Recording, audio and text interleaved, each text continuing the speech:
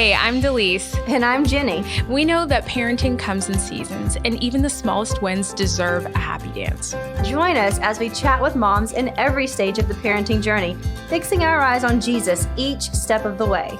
This is Blessings and Motherhood, because we believe that you can hold tissues and confetti at the same time. Hi, everybody. Welcome back to Blessings and Motherhood. Today, I have a very special guest who I've actually known for years, probably well over a decade, Courtney Sanford, and she is the founder of the Delightful Art Co. And so today, I'm very excited for us to talk all things art and small business. So, Courtney, welcome to the show. Thank you for having me. Well, I'm excited to talk to you today. We were chatting a lot over the past, I guess it was summertime at the last conference that we had, and you were just telling me all of the things that you've been up to. And so I would love for you to actually introduce yourself to our listeners if they're not familiar with you and your work. I am a longtime CC mom. Before that, I was a graphic designer. And so when I got into CC and I met Lee, she pulled me in to do some graphic design for CC. So if you've used the cursive writing books or the art journals, or you may have seen newsletters. So I've been behind the scenes at CC a lot too. And then I wrote Marvelous to Behold. So all that while my kids were in CC and I was tutoring. When my youngest son finally got to Challenge 2, I was teaching a live class, which I've done art classes on and off since I graduated from, well, that's probably even before I graduated from college. So it's always been kind of a fun thing to do, is to teach art classes. And so I was teaching an art class and I was teaching Challenge 2 at the same time. And that year, since my son was in Challenge 2, he was in the art class and a lot of his friends were. So I had some kids were coming to both classes. One of my students asked me after class, she said, Mrs. Sanford, why do we have to write papers about art? Why don't we do art when we're studying art history? And I'm like, brilliant. Why not? And so I started thinking about that. And I pulled together what I remember from design school and my history of architecture classes. History of architecture is really the history of art. But I pulled together what I knew and I put together this class where we would study art history, and instead of writing a paper, we would paint a painting or do a drawing or somehow interact with the art in a more fine arts way. And it was so much fun. I was doing that, and then the shutdown happened, and I had to move online, which I thought at first, well, this is probably going to be terrible, but I'm going to make it as great as I can under the circumstances. And so I tried a lot of different ways. I was like Bob Ross at first, and I tried different things, did a lot of research. And some of my students didn't want to go there. They just gave up and dropped out. But the ones who wanted to keep doing art stuck with me, and we figured it out. And then the next year, I offered it online to lots of people, and it just blossomed. And now I have students from Japan and Hawaii and Canada and the Middle East. And so I'm bringing people together, and they're getting to know each other. A lot of them are all in Challenge 2. So sometimes we're talking about the debate or their art grant project. And it's just been such a blessing to me and to the students. And it's grown. And I was at a homeschool conference and people asked me if I had any classes for younger kids. And you'll appreciate this story. So they were asking me, and I was saying, gosh, I don't know how I would do that. Let me think about that. So I was thinking about that. And somebody that you know, do you remember Grace Martin? Of course. Yeah. So Grace and I guess she was following me on Facebook, and she texted me to say, she said, Mrs. Sanford, I think you got hacked. And by the way, I love what you're doing. That's what I want to do when I grow up. And so I had this bit of information that, hey, we need classes for younger kids. And then at the same time, I got this text from a young lady that I know from the Christian community in the area. And she was about to graduate with a degree in English and art. And so I just connected those dots, and we created a class for her to teach for younger students. And that Wow. led, and I didn't want to just throw her into the wolves. So I actually wrote a book for the class so that she would have some guidelines. And so There you go. I spent that summer putting together a book of poetry and drawing because she loves poetry. And she has been with me now. This is her 4th year.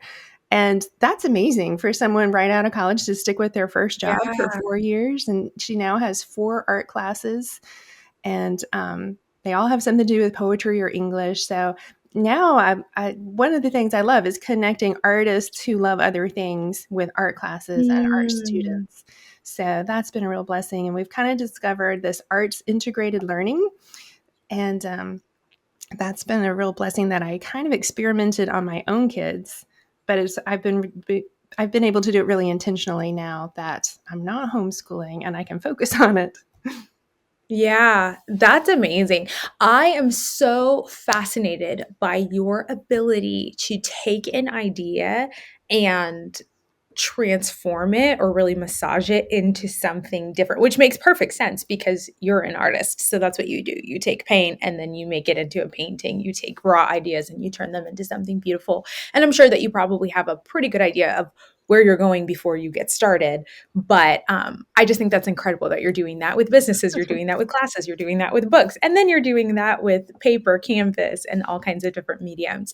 I think that that is just incredible. And I personally would love to ask you more questions about how you do that. But first, I really want to know about your journey, your artistic journey. When did you first become interested in art or maybe realize that you were interested in art and artistic and start identifying that way? Because, I believe, and I think a lot of our listeners also believe that the Lord makes all people creative, and that's a way that we're made in his image. But when did you personally start to realize that that was a characteristic you held?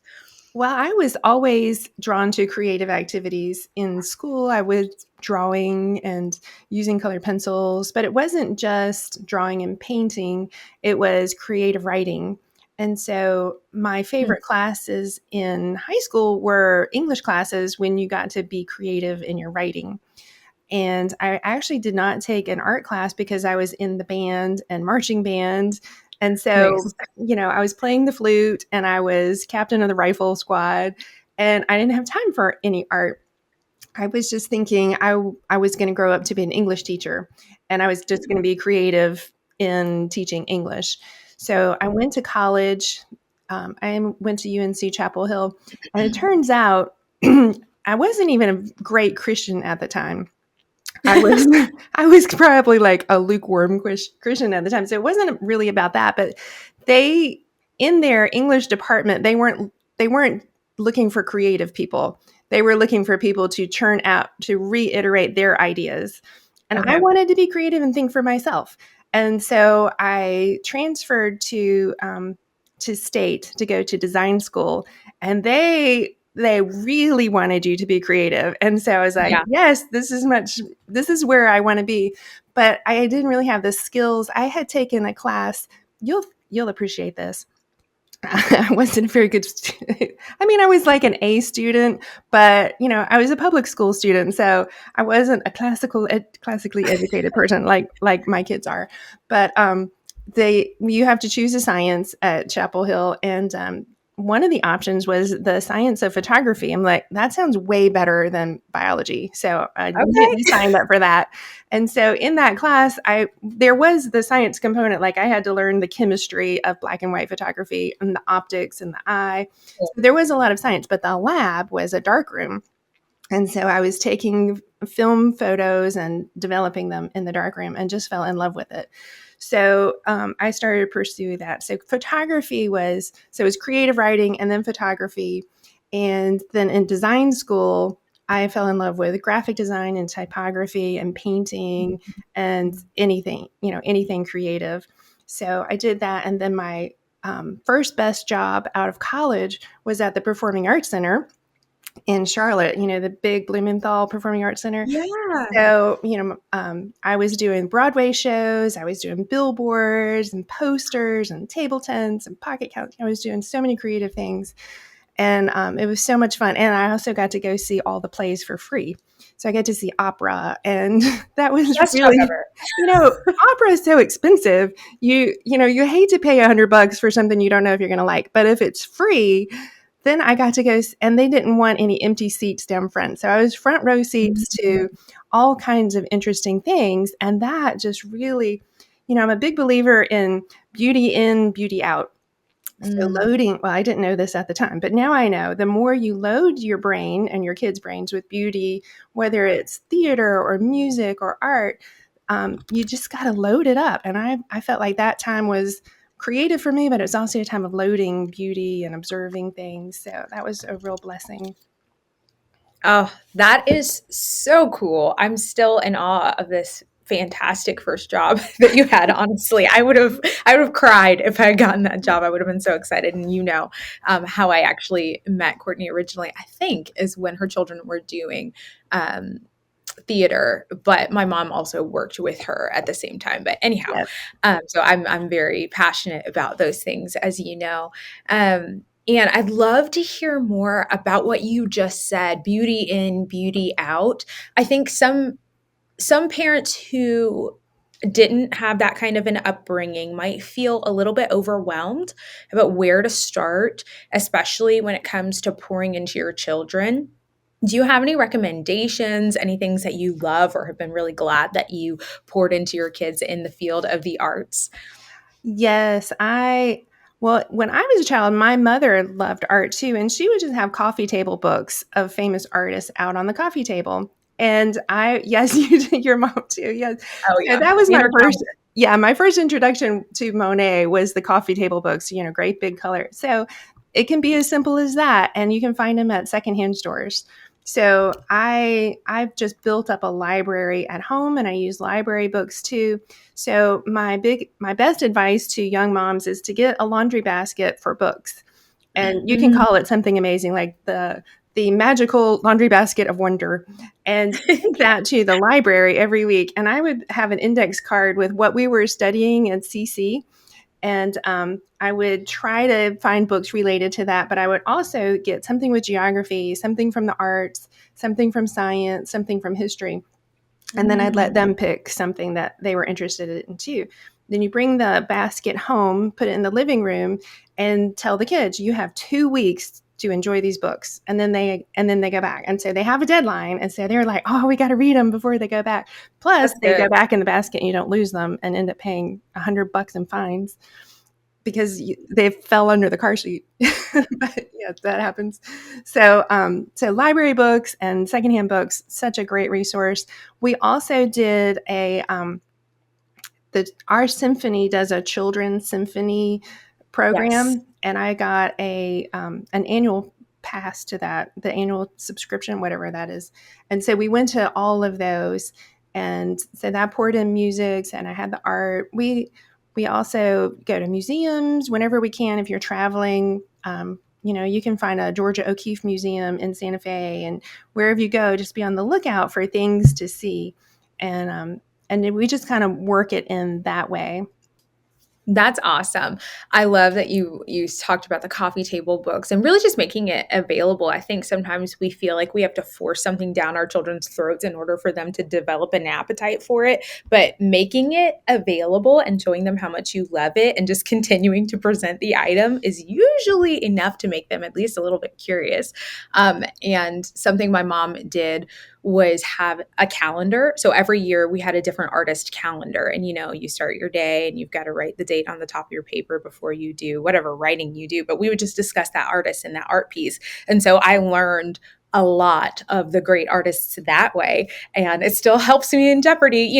So, and I was really little at the time, but you're right that you can just integrate it into your daily life. And there's so many beautiful opportunities. And we were also members of the symphony orchestra. And that was such a eye-opening experience for me.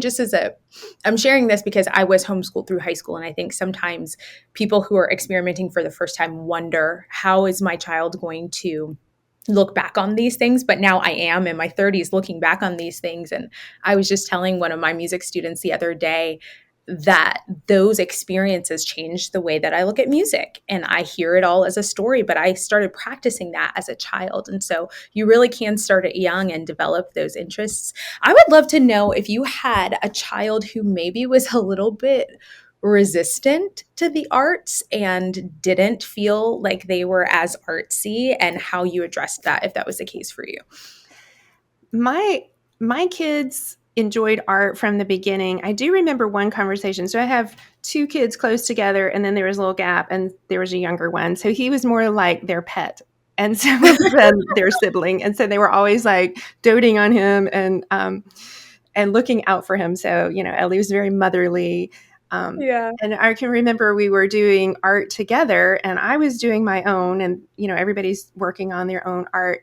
And I overheard, I was concentrating on what I was doing, so I wasn't really watching them. And I overheard my daughter telling my youngest son, "Don't worry, mommy's a professional artist, so hers is going to look better than yours." And I realized that he was comparing his art to my art and then feeling frustrated about that. And so I felt really bad about that. And so I stopped doing their art projects with them. Or I made an attempt to keep it simple, and or demonstrate first and then stop and let them do their own thing. So that's the kid who is like very, some kids are like very black and white, and there's a right and there's a wrong. And so those kind of kids are a little bit harder because they have high expectations for themselves and they think it should look a certain way. And so we have to gently encourage them that everybody should be different.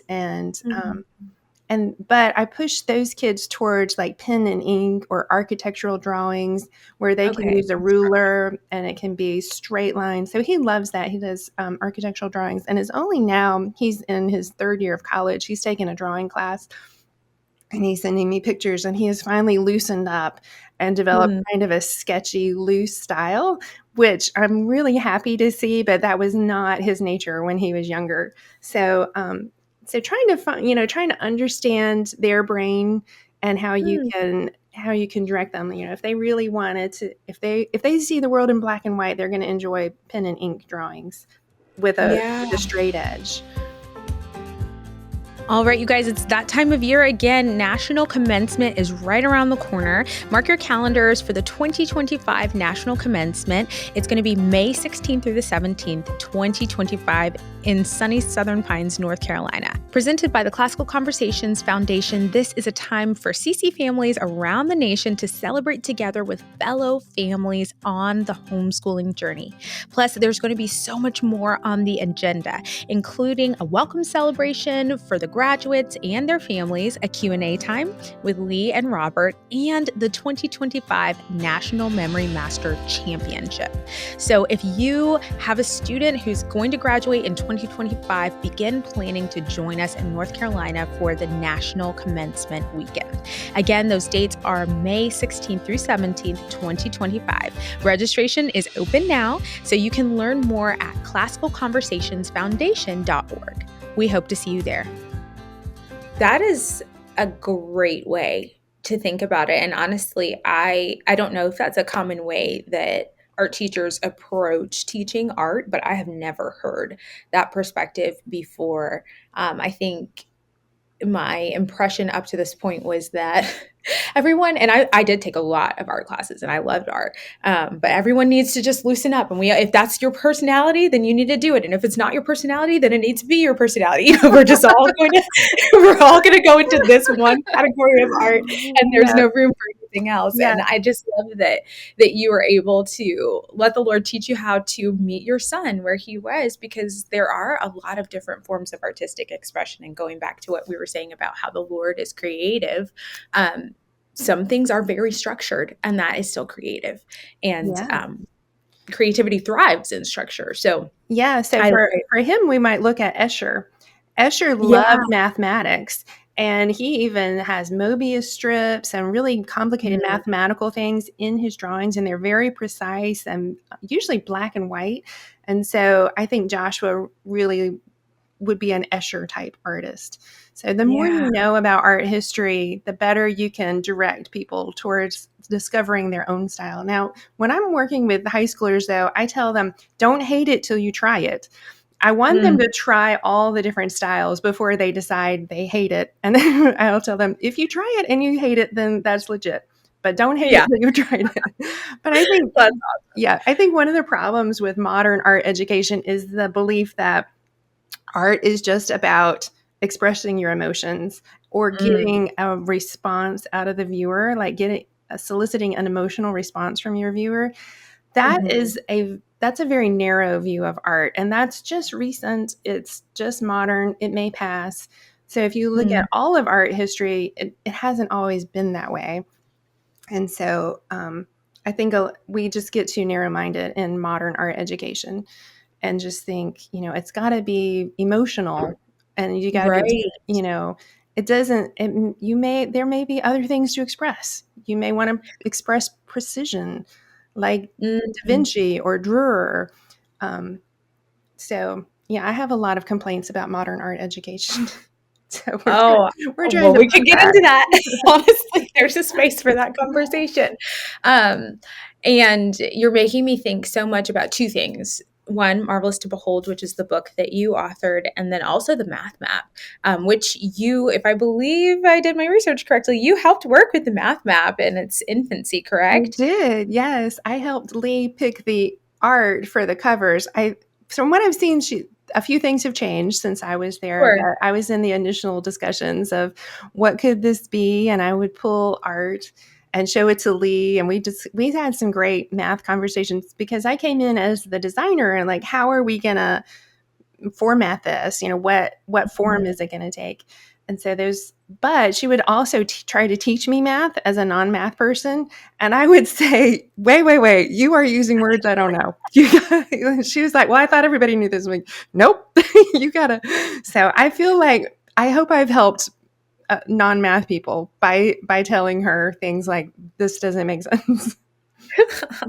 Well, I can say that now that I have seen the final product of the Math Map, it is a beautiful, beautiful piece of art, honestly. And as a person who previously identified as a non math person, just like you, I've literally cried, and our listeners know that, reading things in the Math Map, especially the reflections on the art, and the ways that they draw parallels. And it's not a stretch; they're right there in the art. I just never thought of it before, between the things in the art and the character of God and math.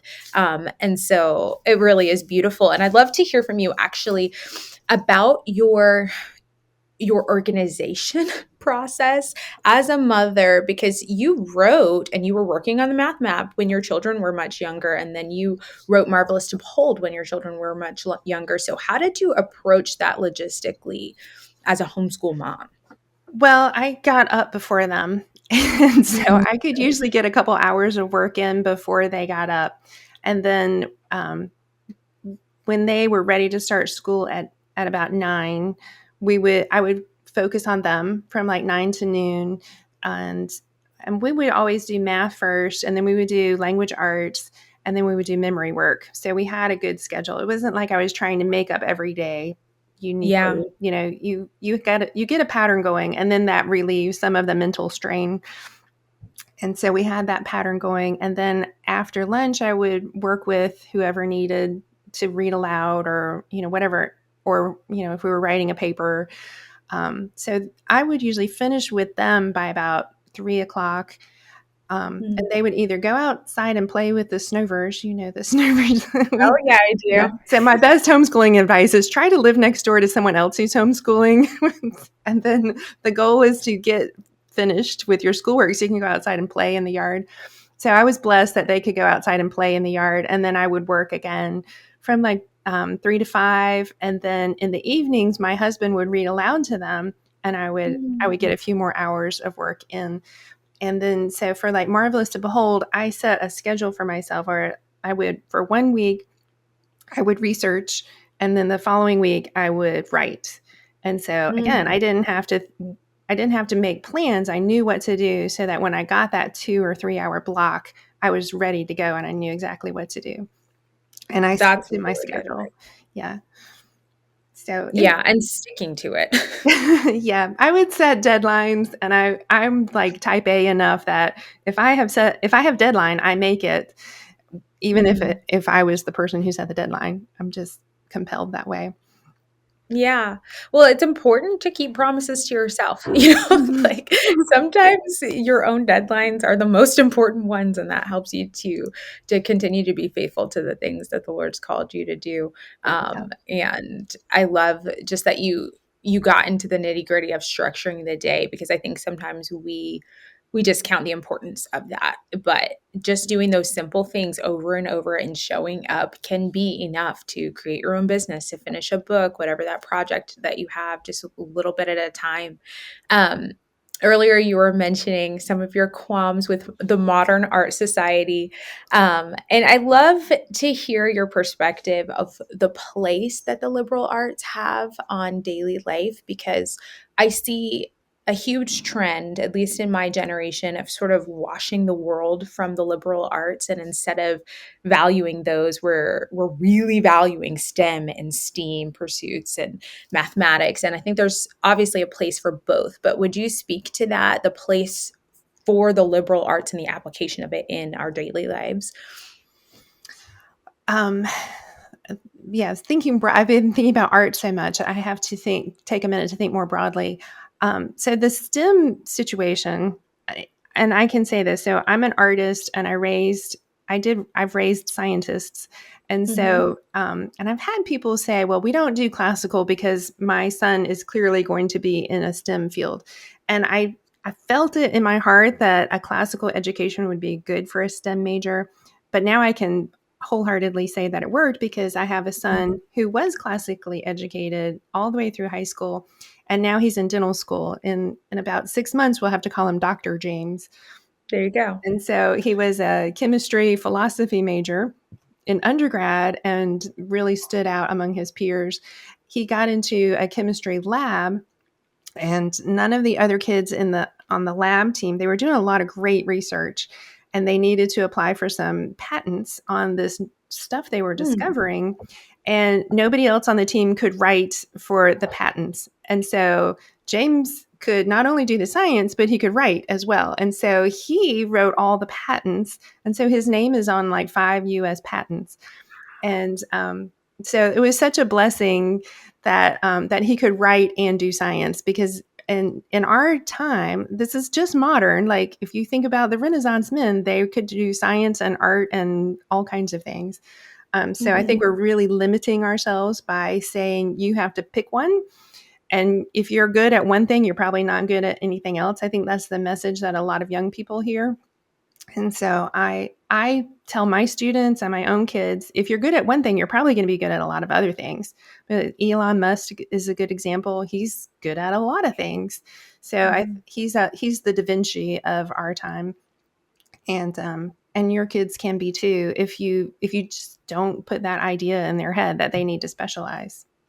Mhm, mhm. Yes, it's a very limiting view, and, I work in the marketing department, so we're working on campaigns for the Math Map as it continues to roll out, and, something I'm hoping we can illustrate is fractions, and just everywhere that we see them in the ratios of your face, there are fractions. You cannot actually draw a human body if you don't understand ratios. You can't do one that looks realistic, at least, because it's everywhere. It's in music, it's in the rhythm of sounds, and you are very good at math if you're a good artist, but you might not know the way to articulate it the way that a mathematician would, but that doesn't mean that you're not doing math.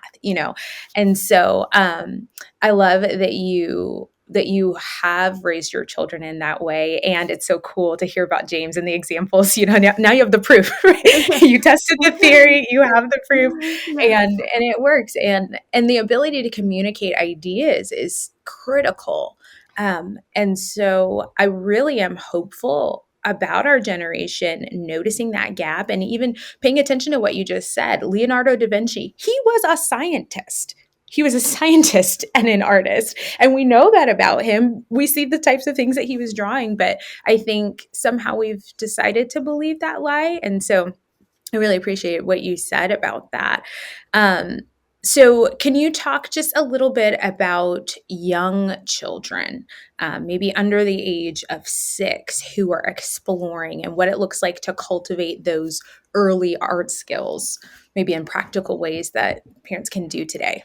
That's a good question. So there's a creativity study done by George Land that your viewers might want to look up. So George Land, it's 1968, part of the space race, and George Land was working for IBM, which at the time was more like Apple is now. It was the cutting edge. I know it's hard to Mhm. believe, but so at IBM, George Land was doing some creativity research in the employees at IBM. And then NASA was in such a rush to get to the moon, they asked George Land to help them find creative engineers because they didn't just need people who knew the math. They need people who could make this aha leap and think of new things. And so they Mhm. asked George to create a creativity test. And he was like, I don't know if it'll work, but we'll try it. And so he created like a test that they would give to people coming in to help them identify who was creative in addition to knowing the math. And so they did this, and turns out that it worked really well. NASA was really happy with it. It helped them identify these creative engineers.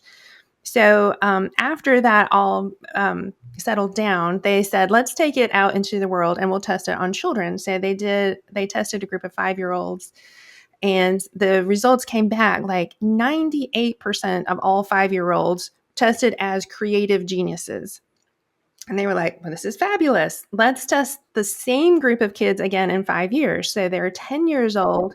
When they took the test, you're going to stop smiling. It was down to, I want to say, about 30% of them tested as creative geniuses. They did it again when they were 15, and it dropped down to about 17%. And then when they did adults, it was 3%. So what's going on? And George Land, so this was before the word homeschool had even been invented. So he's not an advocate. He's not pushing any agenda. But George Land said public schools are teaching our children to not be creative. They're teaching them to conform and to not think creatively. So if you have a young child, you're already done. Just don't teach it out of them. So that's good news. If you have a 5-year-old like you, Delise, you just don't teach it out of them. So I think just by homeschooling, you're taking them out of that structured assembly line mindset that public school has. So, number one, homeschool. Number two, don't do to them what was probably done to you if you were in public school, which is um, tell them there's one right way to do things and you have to do Mhm. everything my way. There are lots of ways to do things. Even in math, there are lots of ways to solve a problem. You might come at it at a different angle, and we should celebrate that instead of criticizing it. And so I think what happens is we criticize kids for doing things differently, and then they stop doing it differently and they learn to conform. So I think if we're, as parents, if we're just aware of that and we celebrate and we praise it Mhm. when they try something new, I think we'll help them retain their creativity. That is so cool. I'm laughing to myself as I hear you say that because I feel like you just validated every young mom's perspective. Yes, your child is a genius. Yes, Like that's you right. think they are, and everyone keeps telling you you're silly, but they are, and they can Right. remain one if you allow them to continue. Yes, That's so fun. I wholeheartedly believe that. And that's why unschooling works. You're just Yeah. not teaching them to not be creative. No, I'm not an Uh-huh. advocate of homeschooling. I love classical education, but a little bit of freedom, a little bit of praise goes a long way with your kids. Yeah. Well, and the other thing I see in that is just celebrating and highlighting the things that God planted in them.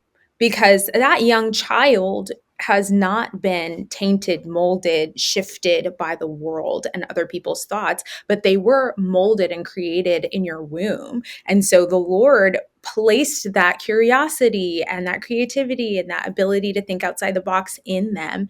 And so, how honoring is it to his design to just keep that going and to teach them how to use those tools better as they learn and grow? That is fascinating to me. I have so many questions, but I will resist the urge at this point. And just ask you one last thing. As you look back over your homeschooling years, and you did do CC for a very long time, are there any things that you were really glad that you emphasized, or things that you feel that you could have emphasized maybe less that you could encourage parents with? I think the best thing that we did was a commitment to reading aloud. So my Mm, husband would read aloud every night for as long as the kids would stay awake. And that could be a long time because my oldest son didn't want to go to sleep. And so starting from like infancy, they would read aloud for a long time at night. And so I think that that had a lot to do with it. And then using the IEW writing methods was such a blessing. I have to give Andrew Pudwa a lot of credit in how I approach education. And I mhm, use his method when I teach art. I model it and we practice it together until they say, okay, I got this. And and I only add one skill at a time until they master that skill. And then we add another one. And only when they're comfortable with it do I say, okay, now you do your own thing. Now you express mhm. yourself. And so my way of art teaching art is partly Andrew Pudwa and partly the classical model. So I keep in mind that we're going to learn the skills first, and then we're going to combine different skills, and then we're going to express ourselves, which is totally opposite from modern art education. I think that Right. explains why art today is so bad, is that there was never that we skipped to the end, we skipped to express yourself, and we never got back to teaching them any skills. If you Mhm. just emphasize express your emotions and you never teach them any skills, they're going to express their emotions, but it's not going to have any skill to it. So I took, I listened to everything Lee said, and I did everything she said. And the times when I kind of went rogue and tried something else, I was like, well, Lee's idea was better. And so then I would come back and do it Lee's way. The other thing that I think was really instrumental in raising my good scientist was instead of using that science book and the on your own questions and the quizzes, we created our own books. So I'd give them a blank book and they would read the chapter or, read a section and summarize it and then illustrate it. And so they created their own blank books. I have some here. You can get them at Michael's. They're just blank sketchbooks Oh, or yeah. blank mixed media art journals, and have them create their own book. Nathaniel Bowditch did this in the book Carry On, Mr. Bowditch. So that's where we got the idea. So it really turns the tables from I'm studying this because I need to memorize stuff for the test to Mhm. I am learning this and I'm pulling out what's interesting, and if I'm really interested, I'll go research some more. And it totally turns the tables. And then they're creating this beautiful book, which they will then show other people and talk through it, showing their Mhm. grandparents or showing their dad, and it's a keepsake and they're proud of it. And it really changes their approach to learning. And so I use that in my online classes now. I have all my students buy an art journal that's blank. Actually, I learned this in college. So my siblings used to tease me that my books were all blank and they were buying books, with words in them. And but it's flipping the table, and it really makes learning so much more enjoyable. So you're filling, so for example, we're doing an art class that goes along with cycle one, foundations history. So where every student is creating their own unique illustrated book on ancient history, and I'm guiding them, and they're so proud of their books, and they'll have a beautiful portfolio when they're finished. Yeah. That is so incredible. And I love those different reflections on your homeschooling journey, and even just the honest testimony of the fact that when you tried it your own way, it didn't work, but you tried it and now you know. And I bet going back to it gave you a whole lot more confidence in the method than it did than you had the first time.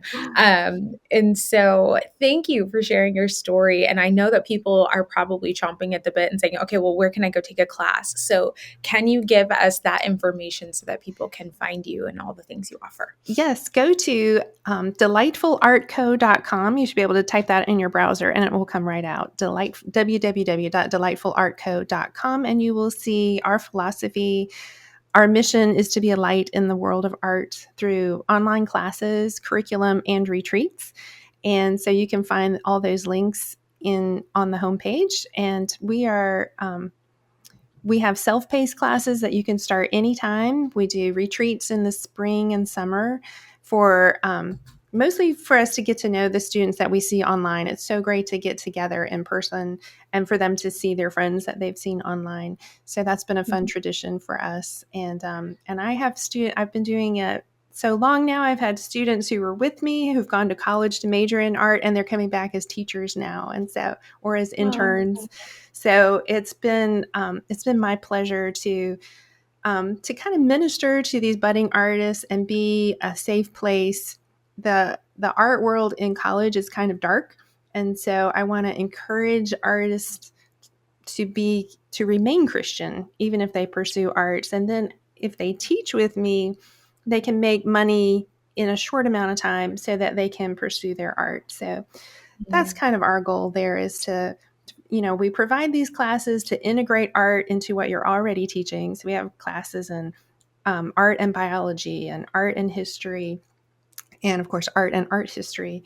So we minister to students like that. And then if they want to pursue a career in art, we want to be here to support them through that journey. That is so beautiful. Courtney, it has been a joy for me to chat with you. I always feel like our conversations are truncated, but now I just think I'll keep scheduling you on the podcast and we can keep I would talking. love that. Yes, there's so much more. We've talked about, yes, I want to tell you the other marker for success besides the graduating from college one. Sure. There's some others. So. Oh, well, I can't wait to hear. We will talk again soon. And everyone, thank you so much for listening. If you enjoyed this conversation, we would love for you to rate the podcast. 5 stars are very appreciated, and they actually just help other people to find the show. And please go find Courtney. Thank her for her thoughts and all of the encouragement that she gave us. And find us over on social media at Blessings and Motherhood. We'll talk to you soon.